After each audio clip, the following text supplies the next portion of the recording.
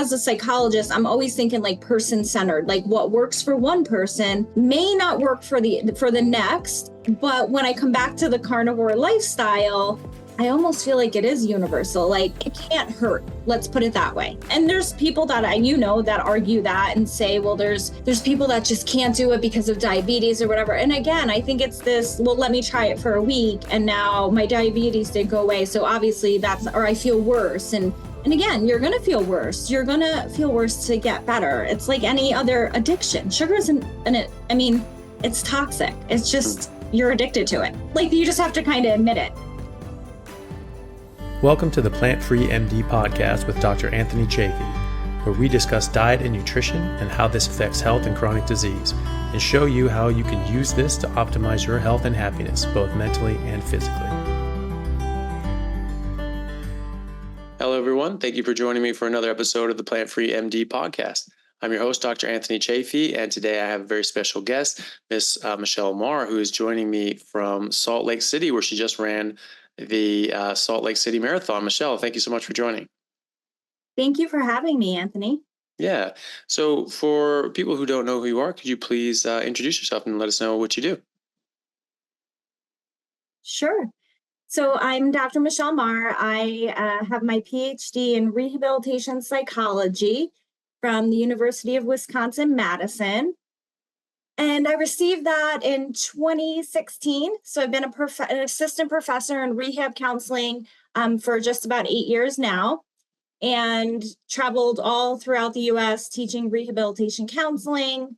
And I focus obviously on the carnivore lifestyle, which is why I'm here. And that began, I'll go back into the beginning of when this all began, but I started as a carnivore probably when I started my PhD, my graduate studies. But prior to that, I was very much focused on eating healthy, the standard American diet. Growing up, that's pretty much what I did. And then, it all began when I was diagnosed with celiac way back, I think I was 17. So I, originally from New York, knew stuff didn't feel right. My family was just like that. I was losing a lot of weight, not feeling myself. And so I was diagnosed with celiac, and then a huge shift, obviously, in my diet, lifestyle, everything, and moved very much a full force into a vegetarian lifestyle. So I was still eating dairy, but then it just morphed into and evolved even more into like, let me cut this out, because I wasn't feeling right. So I thought I was doing the right thing. But I just kept doing more of eliminate this, eliminate that. So then typically I was pretty much eating vegan for a good 15 years. And that did a lot of damage, although I didn't realize, obviously, that I thought that was the right thing to do. Now, I do want to say there were some benefits because it's an elimination diet. So obviously, I was cutting out things like processed food and very health conscious, but I wasn't getting the nutrients. So what I had realized through that 10 to 15 years was my bones were very brittle. I had hair loss. And more than anything, I just didn't feel good mentally. Like I had a lot of brain fatigue and just not on point. and I was always very active.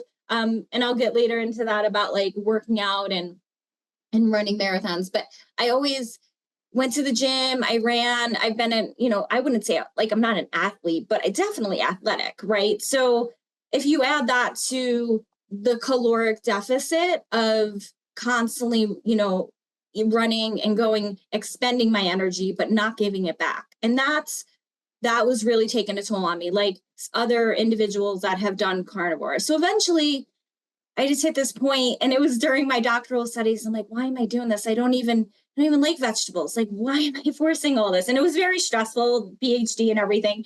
And then finally I just moved into, okay, let me introduce fish. So it was a process. Like, I think that's something that you have mentioned to a lot of the individuals, like in your Q&A, that they think it's just going to be, oh, one day I wake up and I eat meat and call it a day. But it really was a process for me. Like I worked with a nutritionist in New York, who was amazing. And she just helped me to say, okay, a little bit of this. And then it went to obviously chicken. And then, then I started eating red meat and I was like, this is a whole new world. And then eventually and it's so interesting because when I made that, I guess this decision in my mind during my doctoral studies, I just said, I'm just done. Like I'm done eating broccoli. I'm done eating salads. And I never looked back. And it's been almost 8 years now. So, and I love it. Yeah. So that's kind of why I'm here. Yeah. Well, that's amazing. So was it just sort of a natural progression of what you preferred and what made you feel better that made you go carnivore? Or did you see other people that were only eating meat as well? Well, and that, what happened was I was listening to my body. So that's one good thing. I think like I'm pretty self-aware, which I think is a huge part of this diet and knowing your body and knowing what feels right. So again, working with my nutritionist in New York, she helped me to kind of like journal, like, when do you feel okay? When do you not? What foods work? So it was a combination of both. When I said, oh, wow, like I feel really good not eating any vegetables, I started, of course, doing my research. And then I found like Kelly Hogan and Charles, is it Washington? I think you interviewed him. Yeah. And he runs a lot too. So I was like, oh, so like people do this. This is a thing. So then I kind of said, okay, well, I'll try it. It was one of those, let me listen to my body and but now like I can't go back.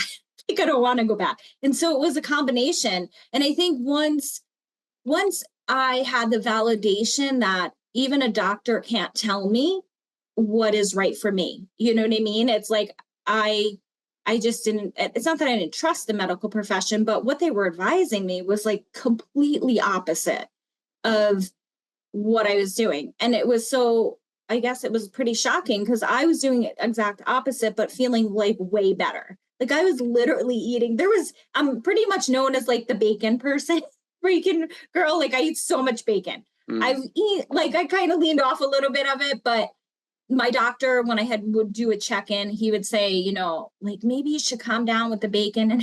And I'm like, sure, but I feel good with it. And so again, yeah. So it was kind of like, to answer your question, just a combination of like doing my research, and then reading a lot of books. Like I read like Tim Noakes and I'm trying to think I was so invested in this, Anthony, like I just want to figure it out. Like, why is this working? And then I just kept on going from there. Yeah. Well, that's great. Yeah. And so you mentioned you had some health issues that you were dealing with. How did that play out? Or did those recover, or how are you doing with those? Yep. Yeah, everything. Honestly, like I just had my check-in, maybe like 5 months ago. And the doctor was like, your numbers are great. Now, I will say that my cholesterol number, the one that is not, is it the LDL? It's LDL, right? Is a little bit high. But I was like, I know, at first I freaked out, but then I went back and I did like the ratio and looked at how in anyone who's on a keto diet, that's going to be high, and you need cholesterol. So I started to like get into not an argument, but like kind of justifying like why it was. And then he was like, well, as long as you feel, and that's it. I feel good. My numbers are good. But more importantly, I think because I am in the field of rehab counseling and psychology, I very much like study the brain and like neuroscience. And so my mental focus, I've always been a really optimistic, kind of positive person. And I never felt any sort of like depression, but like even working with patients and like as a clinician, when I was working in the field, I see like a lot of different things that happen. And not everything is food-based, but definitely for me, I noticed that I was just sharper, right? Like whatever my brain needed, the fat, the nutrients, I just excelled. Like it was definitely a huge shift in a good way. Yeah. Really good. So, that's the thing. You have all these markers improve objectively. Your health improves objectively. You feeling better, and then the LDL is going up, and we're saying, well, that's bad. but everything else is Right. getting better. The trend is getting better. And obviously everyone knows my opinion on LDL and cholesterol being scapegoat by the sugar companies, should never have been blamed for in the first place. And I think that lines up. All your health markers are improving. You're improving your health, and so your blood should line up with that. And your LDL is going up, and everyone's LDL in that situation who are lean, healthy, fit, and their bloods are improving in all these other ways, that all sort of ticks up. For the skinny people, for people that are more overweight, there's less of a raise, or maybe even not a raise. And so that's, again, in keeping with good health. And so I think that that's absolutely a marker of good health, having that LDL come up as well anyway. Yeah. And I think the other, aside from like the marathon running, but I also noticed even when I was working out, I'm very much into fitness. So even when I wasn't running or training, I would go to the gym like 2-3 hours a day, like in the morning and at night. Like I just love it. And again, not for weight, or it's just my thing. So, but what I noticed when I was on carnivore, like my recovery was amazing. And when I was a vegan, or even keto, and we can talk more about that. Like I think there is this fine line when people think, well, I'm low carb and I'm keto, and I'm not bashing that. That's awesome. Cut back carbs as much as you can. But there's a huge shift when you eliminate like even less than 20 grams of carbs and go into, I think you have to go all in. Like you have to say, like, if you want the benefits, right? Like, I'm not saying that's for everybody. For me, it works, but I'm not wishy-washy. Like I don't play around with it, because it's just not worth it to me. Right. Like I don't want canola oil. I don't want any vegetable oil in there. But there was a time when I was okay with that. And what I noticed was a little bit of inflammation. I would get like sinusy or like phlegmy, and my muscles would get tight. So, but when I eliminated all that and I was like pure carnivore, like just meat only, went away. It's kind of crazy. Yeah, that's awesome. Yeah. Yeah. You said you were getting brittle bones as well. Did you get that checked again? Has that improved? Yeah, they said my calcium, because my calcium levels were really low. I was also having some teeth issues.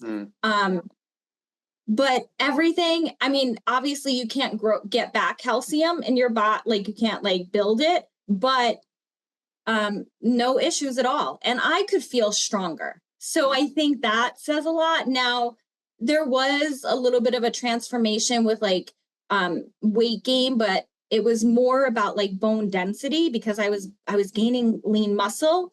And then my calcium levels went up. And I don't take calcium pills. Everyone's like, what supplements do you take? Right? That's another common question. Oh, Right. you're not getting everything. And I'm like, I get in the sun. Like, I'm good. Like, don't worry. But I don't take calcium. But yeah, everything, again, going back to the shift for me was the keto to the carnivore.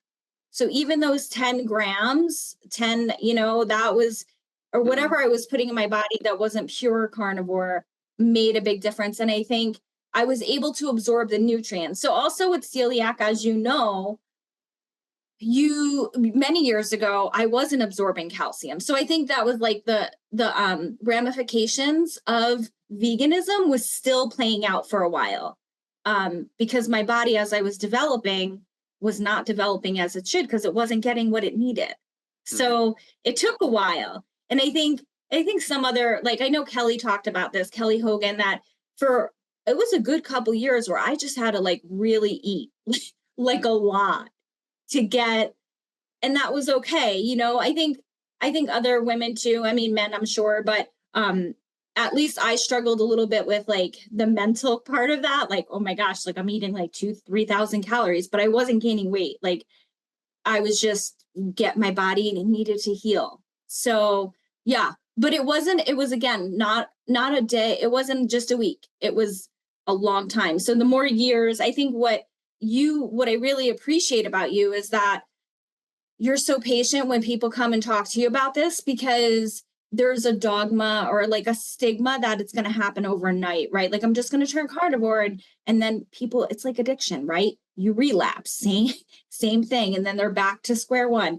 So I think if anything, when I do talk to people that are interested in about it, I say it's a process, right? Like just start slowly getting rid of the carbs and then be patient with yourself and realize it like it literally took me years. There's days when I still feel like I am still recovering from, I mean, that's a long time. When I was doing 15, almost 20 years of like vegan, keto, does that make sense? Mm-hmm.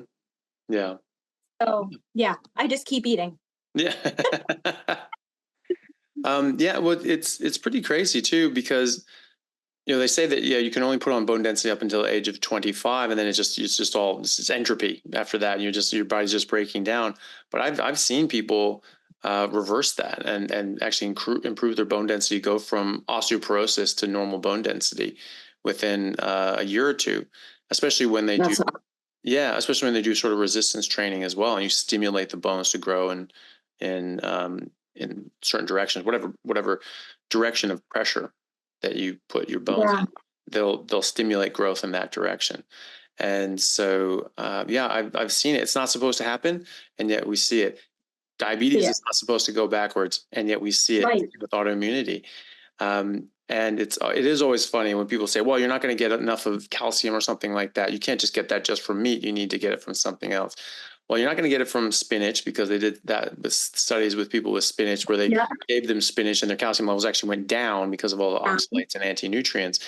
But I always point out to people, well, then where does a mother lion get the calcium for her cubs, for her milk? Right? It's like, well, you nurse and you get that from milk. It's like, okay, but where did the mom get the calcium or the milk? Right. From meat, right? And then those baby cats are then nursing, and then they start eating meat. And then the majority of their bone growth happens after they're weaned off of their mother's milk. And then they have to get that calcium from meat. So, of course that we're going to get everything that we need in the proportion that we need it if we're eating our natural diet. And so, just because we say that we need X amount of calcium, that's because we're eating it in a context of a mixed diet with a bunch of anti-nutrients and a bunch of other garbage that is skewing things up. And I think we just need to completely reimagine our, RDAs and put them into a context of eating a proper diet. It's going to be very different amount of nutrients are going to be required in that case. Yeah. And, I think that's also with vitamin C, right? So that's the other, I guess, caveat that people always say is you need vitamin C. You're not getting vitamin C, but our bodies really, at least from what I know, do not require as much vitamin C when you're on a carnivore diet, because I don't have scurvy and I've been doing it for 8 years. Like my skin's actually, it's way better than it's ever been. Like, I don't know. So again, I think that's another misconception. Yeah, right. Definitely. Yeah. Yeah. That's a very common one. And people say, oh, you're going to get scurvy. And yet no one does. And so that's just you can just sort of throw that away. It's like, oh, but you're going to get scurvy. It's like, and yet I don't. So, and it's that should be the end of it. But, for people that want to have something to say about it, vitamin C gets absorbed in your gut with the GLUT4 receptor. And that's also the receptor that pulls in carbohydrates. And so carbohydrates compete for binding sites with vitamin C. And so when you're eating carbohydrates along with your vitamin C, it overwhelms the vitamin C. And so you need an overwhelming amount of vitamin C to get any in the first place. So if you are eating carbohydrates, you need vitamin C on a daily basis measured in milligrams. Whereas if you don't eat carbohydrates, you need vitamin C measured in nanograms, so a millionth of a milligram, right? So much less. You need much, much less. And also you don't need it at all for collagen, which is what scurvy is. It's a misdevelopment of collagen, right? And so, but if you're eating meat, you're going to get all the building blocks for collagen. You don't need to make them de novo with vitamin C. It's only when you're getting your proteins from plants and you're on a deficient diet that you need vitamin C in order to make the proper building blocks, which is hydrolyzed proline and lysine. But those come in that ready-made form from meat. It's only when you get From it meat. from other sources. Yeah, exactly. It's only when you don't get it from meat that you need to then hydrolyze it with vitamin C. So there are other things that vitamin C can help with.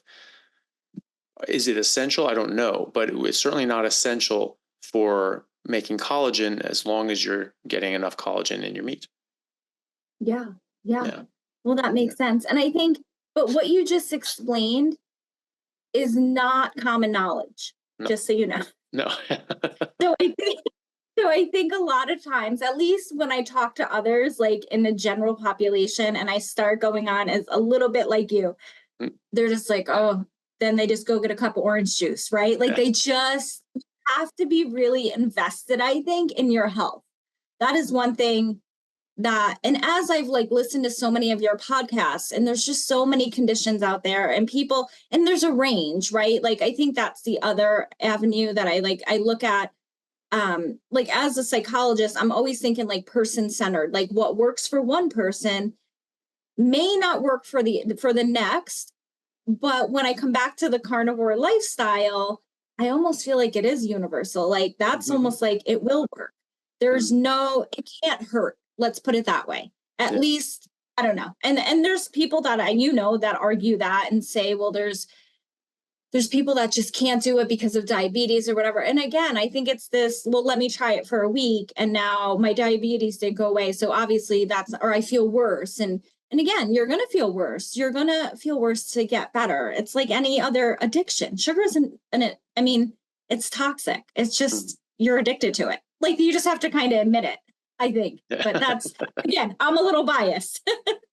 Hey everyone, really happy to announce a new sponsor for the show and for everybody down in Australia, Stockman Steaks, who are delivering high quality grass-fed and finished pasture-raised beef and other meats, flash frozen and vacuum sealed to your door, something that I've been enjoying a lot of myself recently as well. They also have a great range of specialty items such as high-fat keto mince and carnivore beef and organs mince with liver, kidneys, and beef heart as well. So use code Chaffee today for a free order of beef mince or another specialty gift along with your order at stockmansteaks.com.au, and I'll see you over there. Thanks, guys. Yeah, and you're talking about like the universal sort of appeal to it. I think you're right. I mean, I do think this is something that's going to work. Oh no, everyone's different. Okay, is everyone different? Does some people need water and others need hydrogen, liquid hydrogen? Like, no, it's like we all need water. We all do well on water. We all breathe air. There's certain sorts of physiological requirements for our bodies. There's 60 essential nutrients. This is made up of minerals and vitamins and amino acids and fats, right? We need these things. And that's pretty much universal around everyone. In fact, some people need even more of these things. Like 70% of people make enough carnitine, but for 30% of human beings, carnitine is an essential amino acid. You have to get that from meat. So, that doesn't come from plants. So fully 1/3 of the planet cannot survive on or thrive at least on a carnivore or on a vegan diet, right? Forget B12, right? Because no one knows about carnitine. You supplement with B12, but everyone's missing the carnitine. They're going to get really hurt. And especially when we're talking about kids and their brains can't develop properly without carnitine, because their mitochondria don't work and their neurons don't function or form properly. And we don't even know about this, right? So no, I think that it is universal, absolutely, because the diet is universal to every animal species. It's a universal that meat is good for lions. Right. That eucalyptus is good for koalas. That's what it is. Right. And when you have differences in diet to a certain degree, that denotes a difference in species. We are a subspecies. We're Homo sapiens sapien. We're very, very closely related. I always put this out there. I always say to people, well, try and name 2 members of the same species that have different optimal diets, right? Now you do better or worse with suboptimal diets. Like people from a European background may do better on agricultural food than Native Americans, Native Australians, who only came to an agrarian diet in the last 100 or so years to any real extent. But meat is going to be optimal for all of them, right? One person came up with, which is as close as anyone has ever gotten, with orcas. They said, well, orcas, there are certain orcas that eat a lot of fish. There's other orcas that just eat a lot of seals and baby whales and things like that. And and if you actually look at it, they're actually being classified as different species now. They're actually different species of orcas. Oh. Because they're saying they're different sizes, they have different communication, they don't interact between the other orca species, and they have very different diets. They have different diets. So they're saying that was one of the key components, was like they have different diets. That makes it so this is a different species. That's one of the definitions of the different species, is you eat something different. Now, either way, they're still carnivores, right? They're still eating meat. Right. Just they have a different preference on the type of meat that they eat. So type of meat. Yeah, exactly. So it's, but either way, different species, and so even those slight differences makes them a different species, right? And so I just I haven't yet found an example of that. And if there is an example, it would be the exception that proved the rule, because nothing else works like that. All species eat the same damn thing. That is so true. And now that you bring that up, so I did a little experiment about one of the areas that I struggled with during this process was, should I eat more red meat or white meat, right? Of course, I did my Google and research and what are other people doing? I gravitate obviously more, to be honest with you, towards like chicken wings, not lean chicken breast, but definitely, but there are times I did an experiment before the training and I was like, you know what? I'm also in a higher elevation. So I was training, right? My red blood cells, I'm making more red blood cells. Like it was a whole different level, right? So I said, oh, let me eat ribeye for like 2 weeks straight. Like that, forget the chicken, just eat ribeye and see if I feel better. Like if my performance every day, and I don't even mean like I got faster, but how do I feel? Because I did like the chicken, just, I don't know if it was the omega-3s. Like I have no idea. Like I was lacking that, or I don't know. But anyways, I did it and I felt better. I felt way better. Nice. After 2 weeks. Yeah. So, but I had to like really, again, it's not that chicken's bad, kind of what you're talking about, like preference, right? But obviously when I'm doing like heavy training, endurance training, I think red meat is way better. Like I know I saw such a huge difference in, again, the recovery. So I just ran that marathon on Saturday. And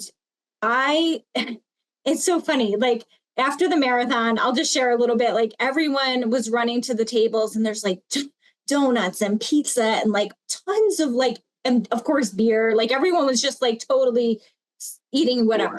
Yeah. And all I wanted to do was get to like a Brazilian steakhouse. I was like, oh my gosh, it's like, I was like, this is so not my thing. But here's the thing. This is what I noticed. It's like Sunday I woke up and like, Dr. Chaffee, like I could have went to the gym.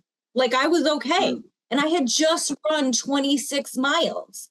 And I was like, it's not even 24 hours. And I'm not saying it was easy. And I'm not going to say I wasn't sore, because I was, right? But within, I'd say about 3 or 4 hours, I was like, I probably could have went to the gym today. And I've never felt like that. And I'm not saying it's all carnivore, but I'll give it 95%.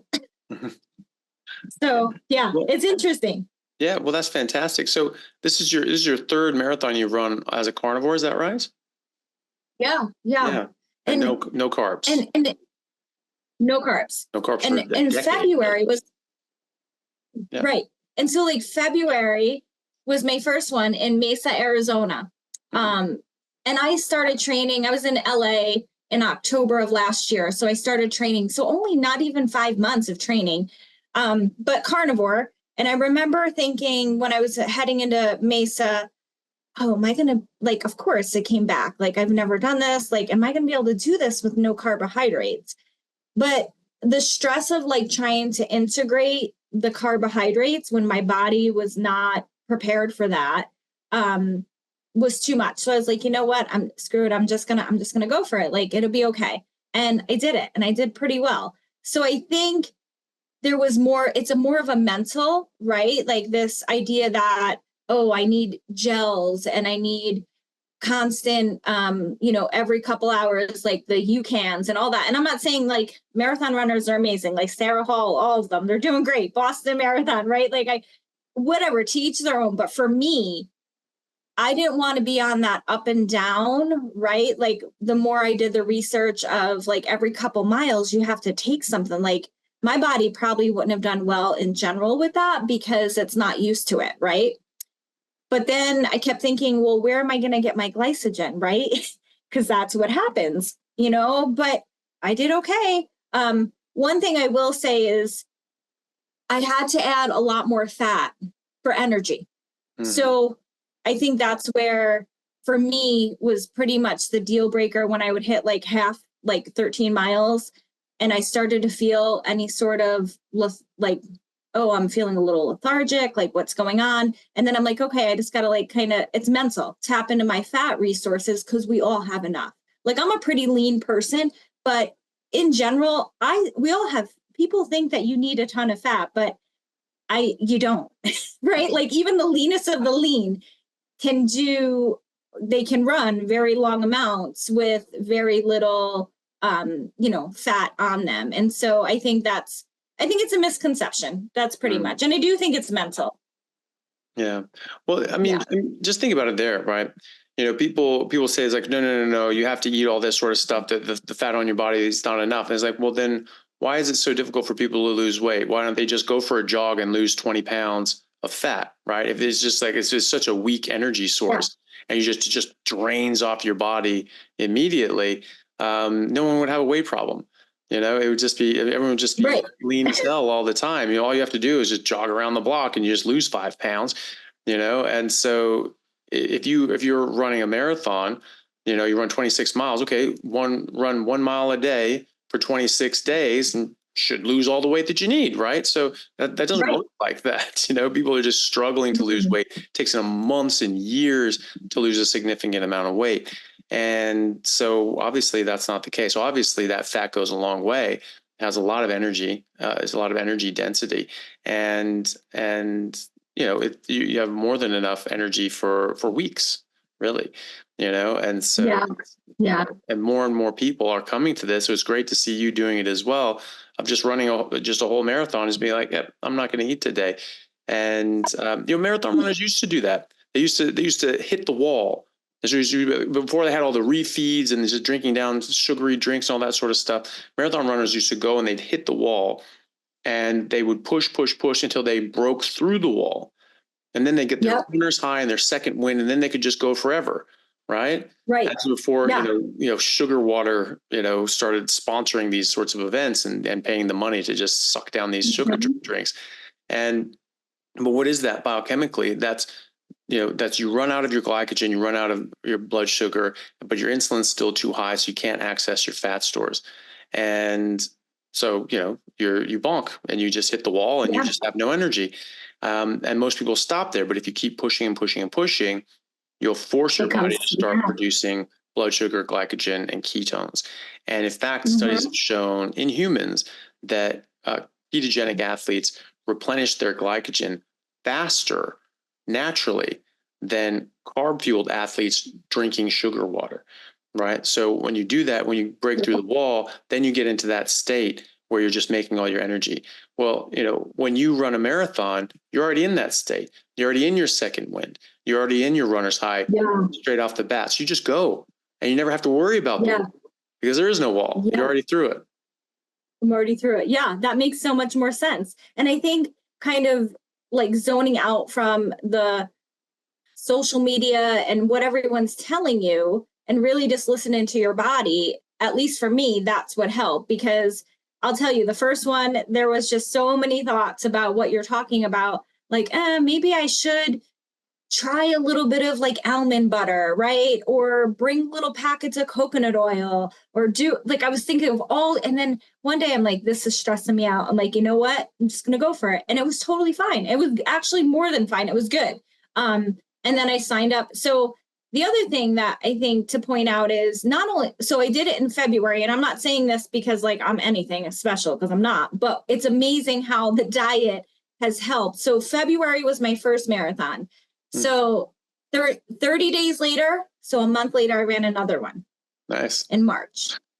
A month later, I just ran my third one. So it's been 3 and 3 months. So, which I think is a lot for someone who's not a runner, who now is, but at one point wasn't. So I think, again, being really intentional about not having, like, if I go to Whole Foods, here's an example, like, on the salad bar, they have all different chicken and meats, but they also have like canola oil in there, and they have vegetable oil in there. Like, I just walk away from it now, because if it's not, I don't know if it's like a mental thing, but I know for me, like, I just don't even fool around with it. And it has made a difference. I don't know if you have experienced that or have heard of others that even just a little bit can kind of throw you off. I certainly don't feel my best when these sorts of things get in. Like if I'm traveling and I go to a restaurant and, it has some stuff on it, you don't know what they cook it with.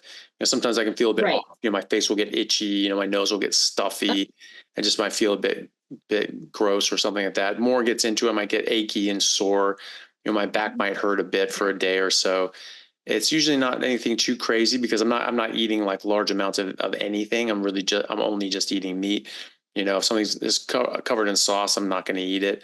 And so I've sort of gotten better at, well, I've always been good at just being careful about that. But, some places, like you get eggs and you don't always remember to ask them, hey, can you cook, do you cook this in butter or whatever, and so it comes out. It's just like, you can just taste it. It's just it's been cooked in these sorts of oils.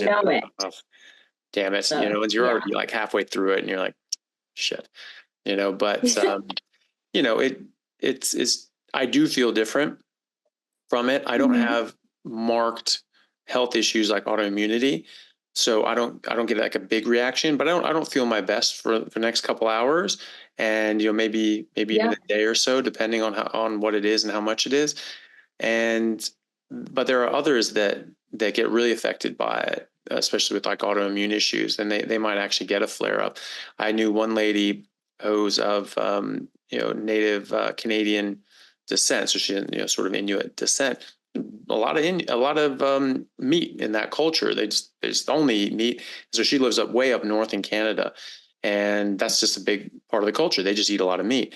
And her daughter had very serious reactions to any plants at all growing up. So they just went, okay, well, we'll just eat meat, and that's very normal for them in their culture.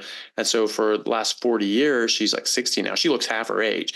But she's been carnivore for over 40 years, and then eating a lot of meat before that, and just because of her daughter, just been eating meat, but she still uses spices or used spices and seasonings, and then she came across my videos and I was talking about, hey, getting rid of that last little bit of these plant toxins makes a big difference, and she thought like, well, that can't be. I mean, it's just spices that can't be causing my autoimmune diseases. Right.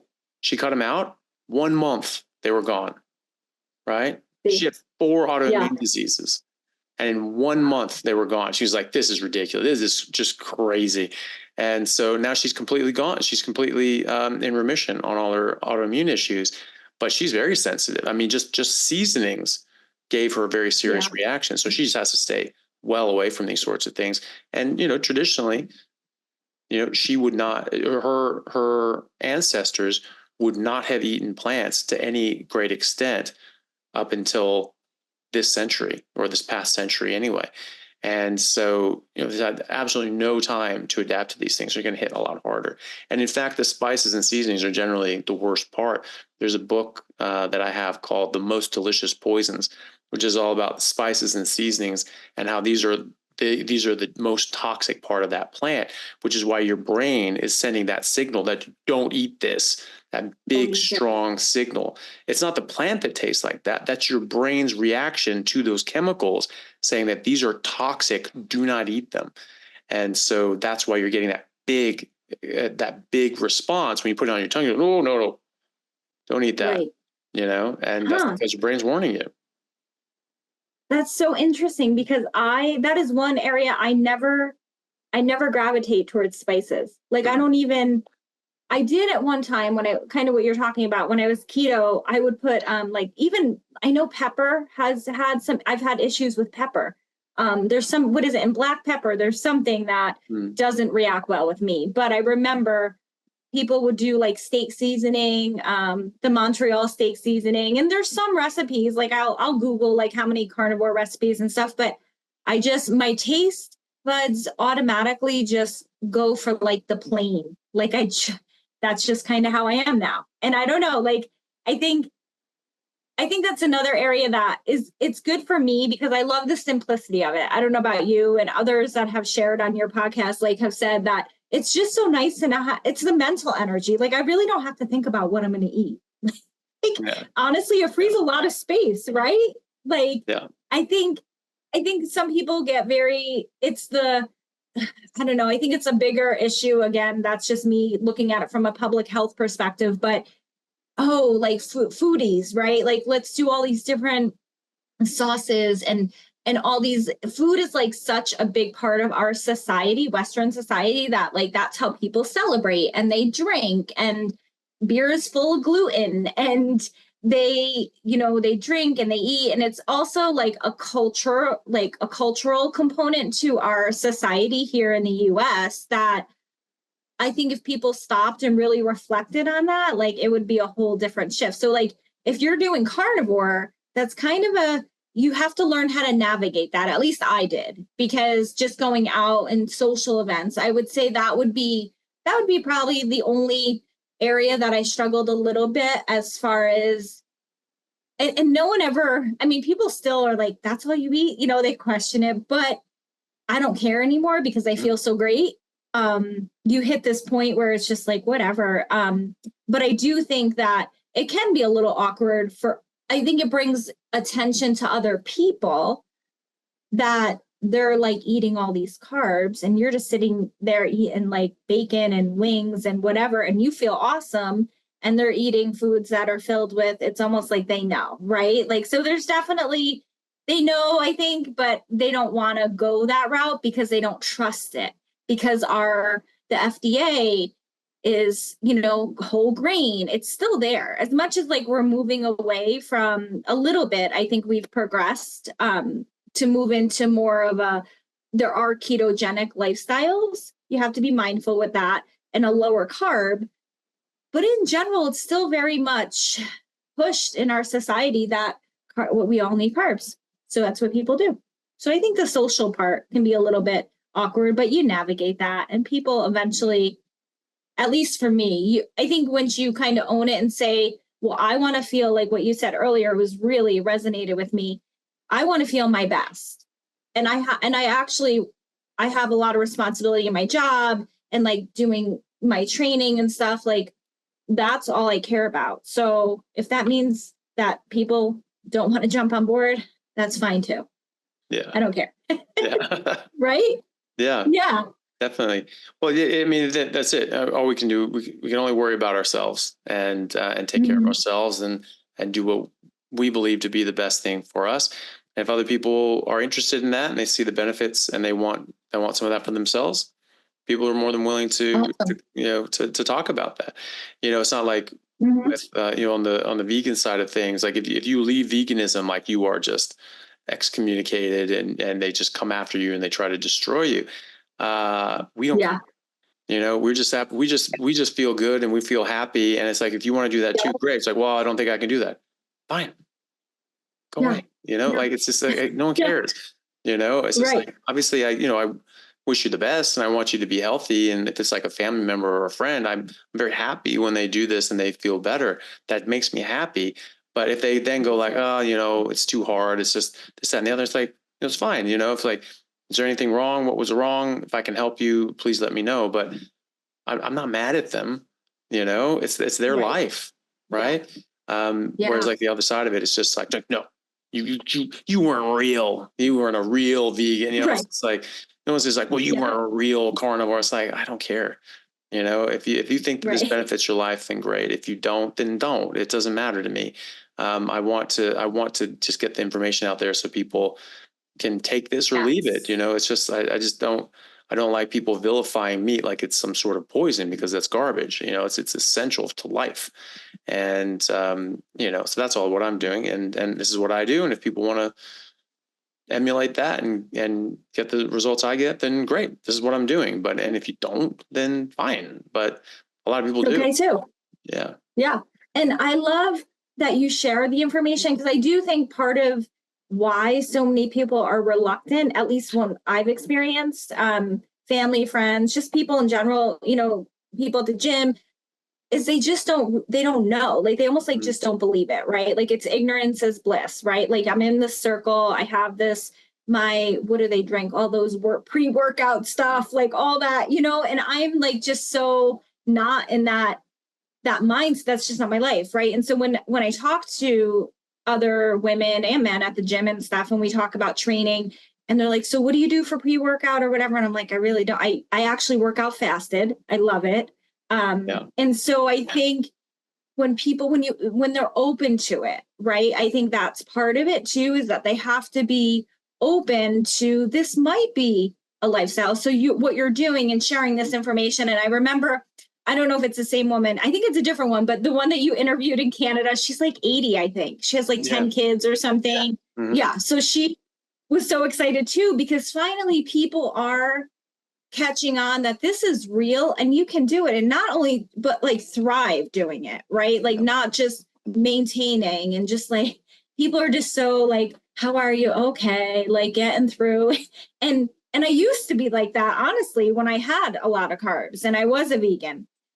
Introduced meat, whole different ball game, right? Yeah. Now it's just like you have so much more energy and focus. And I think when people can see that it does work, and it doesn't mean it like in a way like you have to be on a diet. I think that's the other, it's like a lifestyle, right? We're not just doing this for 3 months. Yeah. Like this is, and you actually, I for me anyhow, I don't want to go back. Like I have no desire. There's no, people are like, don't you ever miss like ice cream or this? I'm like, no, like I actually never do I ever say in the last 7 or 8 years, like, oh, I wish I could have like a donut or something. Like, no, because you feel so good giving your body what it needs that you don't care. Yeah. So yeah. That's like funny. It's like, don't you ever, you know, miss that? And the others like, don't you ever miss back pain and diabetes? It's like, no, I don't actually. Thank you. Right. No. Yeah. I'm fine. Yeah. It's fine. Yep. It's so true. And I think like being creative too, I think also helps. So like Ellie, is it Ellie? Is that how you say your girlfriend's or fiance, wife? Elle. Yeah. Ellie. Elle. Okay. So she just posted like a recipe about like, I actually did it, the chicken skins and adding beef, but being creative as much as possible for those that do crave variety. I'm not one of them. Like, I don't really care. I'll eat the same thing every day. I'm good. But then it does help to have people that will share like recipes or different ways that you can do like a zero carb.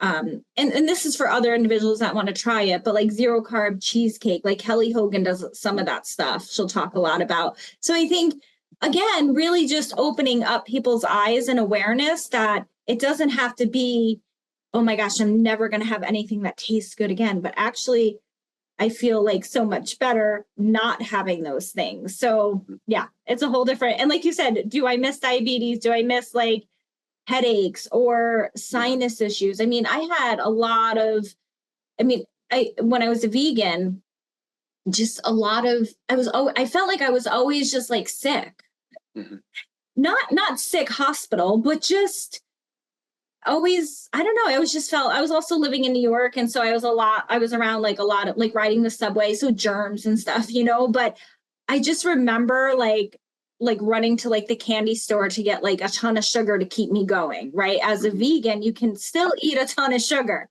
And thinking, well, it's not fat, like this is going to keep me healthy, right? But always, it's like, it is a complete opposite of what our bodies really need. So, yeah.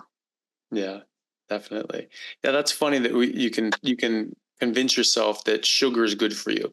And like, well, it's not fat, so it's fine. This will make me healthy. This will give me Right. that energy.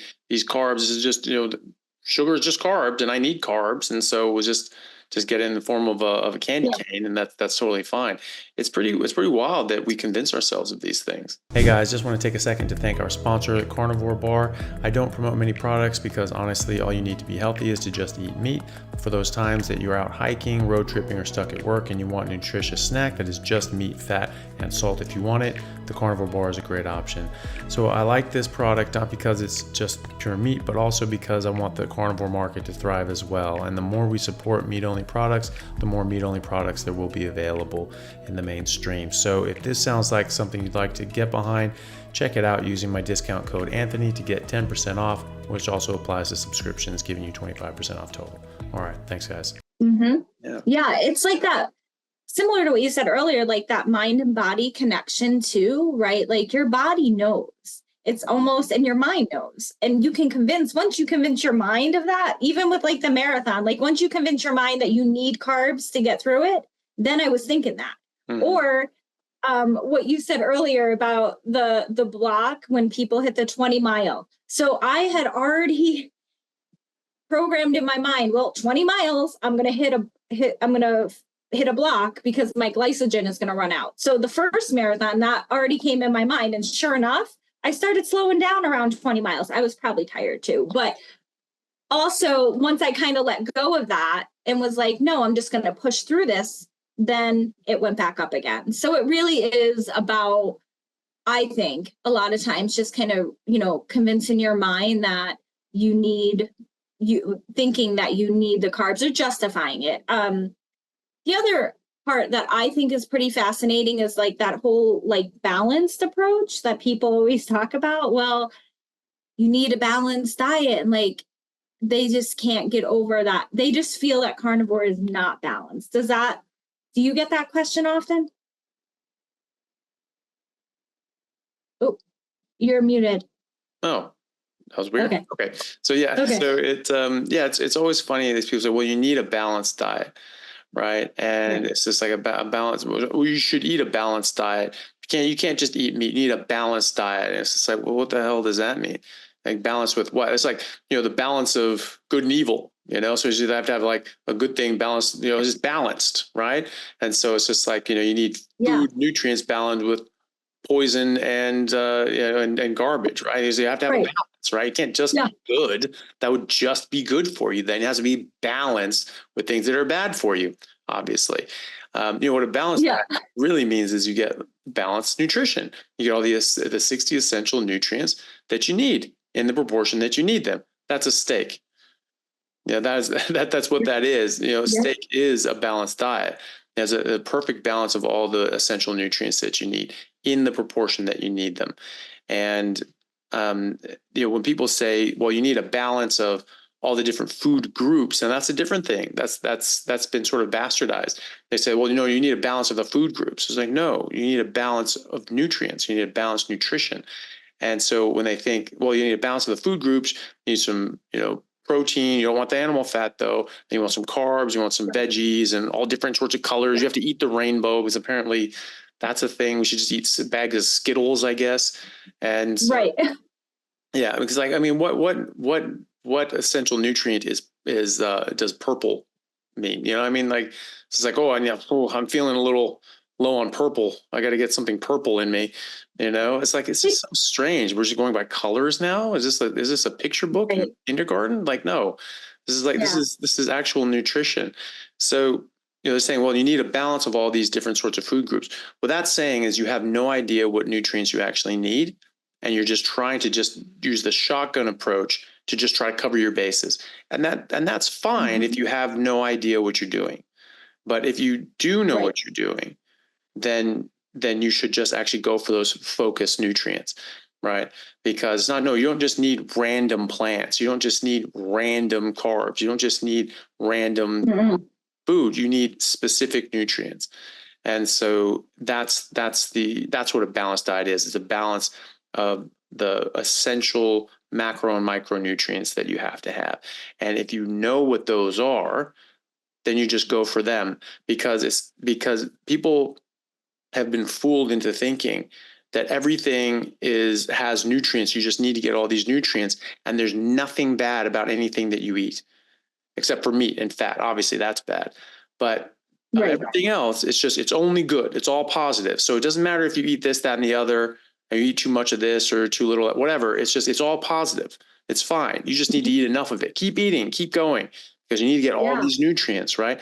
But no, that's not true. These things can cause harm. In fact, the vast majority of things in this universe will kill you if ingested, right?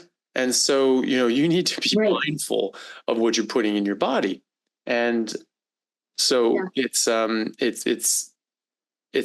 very foolhardy to just say, oh, we just eat all this sort of stuff. No, there are things that cause harm. And that's why I always tell people it's as important. It's really more important, or at least as important, what not to eat as what to eat, because the meat, you need the meat, you need those essential nutrients, but the other things cause harm. And so it's not just, well, you can get all these nutrients. No, but you get the bad with the good. And that's what people aren't appreciating.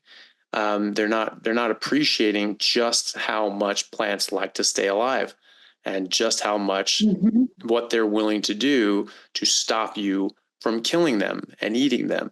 Just like animals, they don't want to die. Put an animal in a corner and see what it will defend its life, with your life if it has to, right? So it's that's how life is. It's kill or be killed for plants as well as animals, and people just simply don't give plants the respect they deserve. Yeah. And you know what? I love that you said that about you're not like, people don't realize, well, broccoli's good. They think broccoli's good because it has vitamin C, but we're not forgetting, like you said, all the other things that it's actually, it's toxic, right? But they hyper focus on, but broccoli's good for you. And again, I think a lot of it is the societal norms that we've created here, and money and everything else that goes into the FDA, and like what we advertise is pretty much, people have to have a lot of, I don't want to say willpower, because I don't always believe in that, but more about, it's like your self-worth. Like, you have to really say, you know what, like, I'm worth more, and really looking into this instead of just believing what doctors say that tell me I need to eat a balanced diet, like, and going with what advertisement says or what my friends say. And even like, especially, I think that's why I think about like preventative and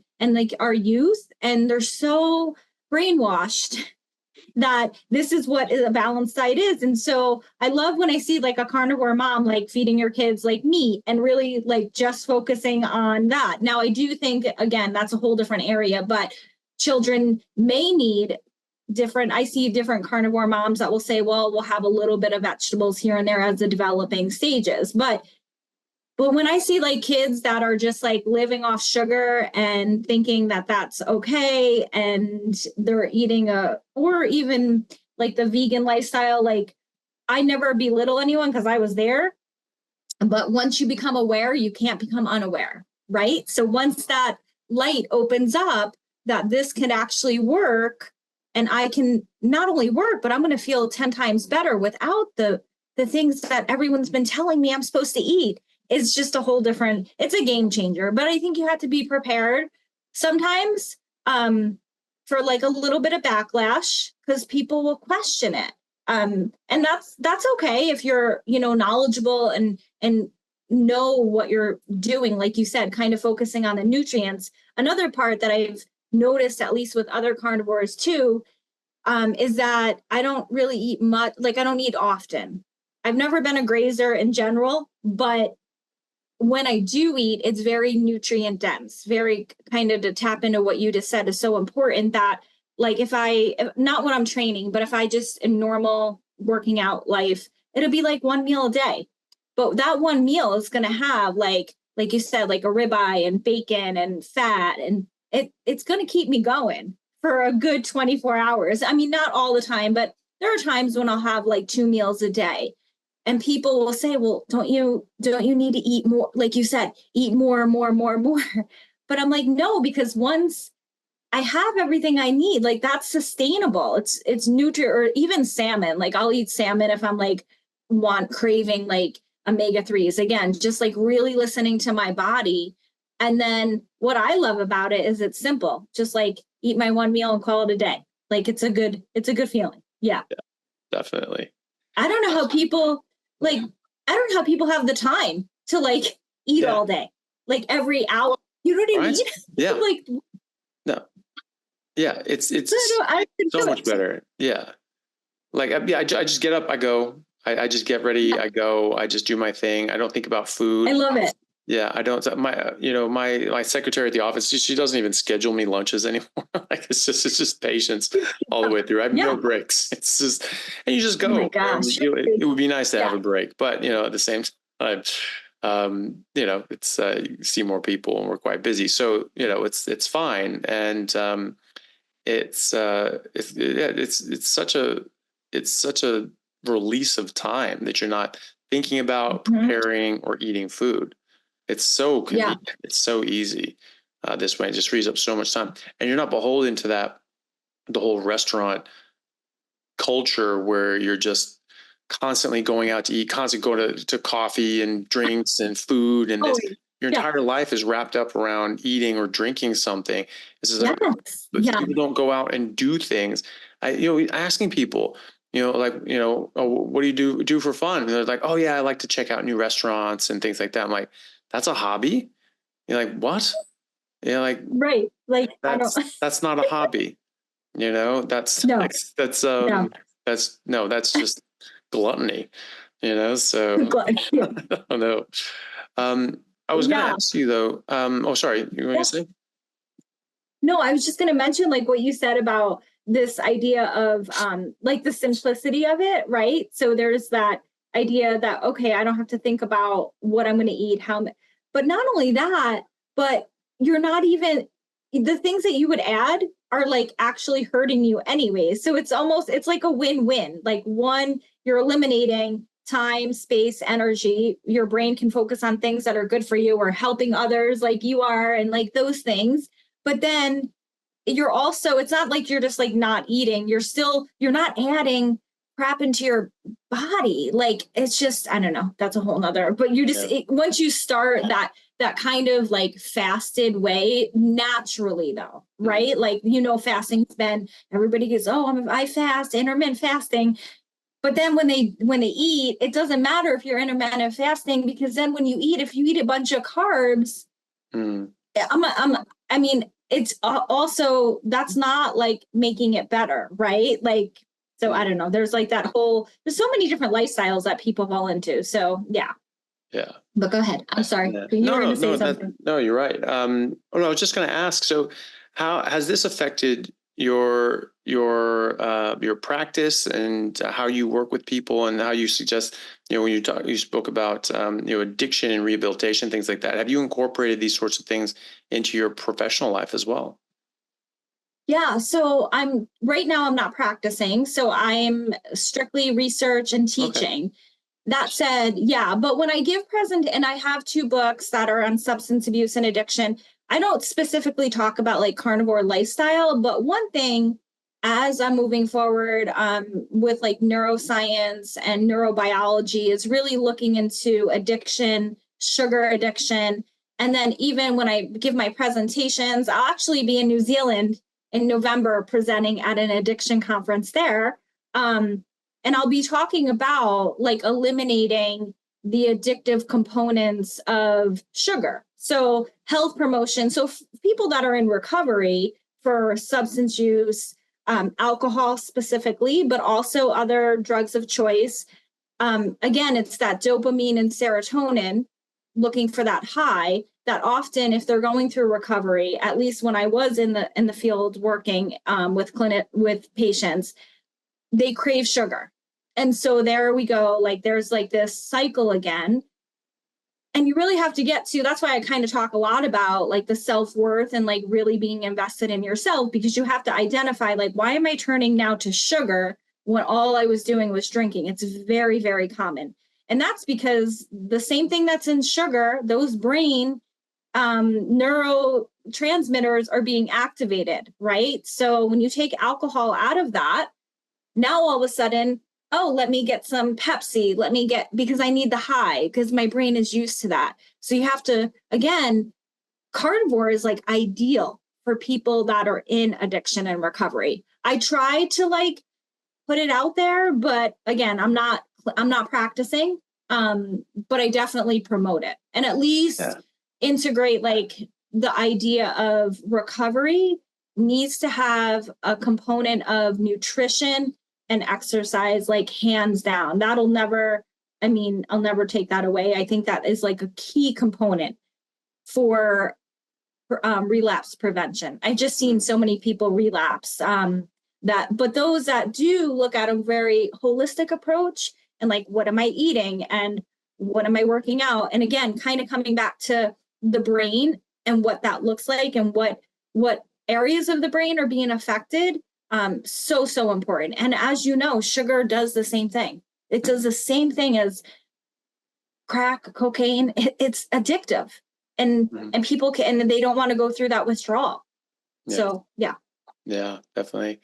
Yeah, I was speaking to Professor Chris Palmer and about this, and he was saying too that there were even studies with ketogenic diets with people withdrawing from alcohol in the hospital setting, where they were having to use benzodiazepines to keep them out of DTs, and they had two groups. So it was a randomized controlled trial, and they had the ketogenic group subjectively reported feeling less cravings, scale, however they did it.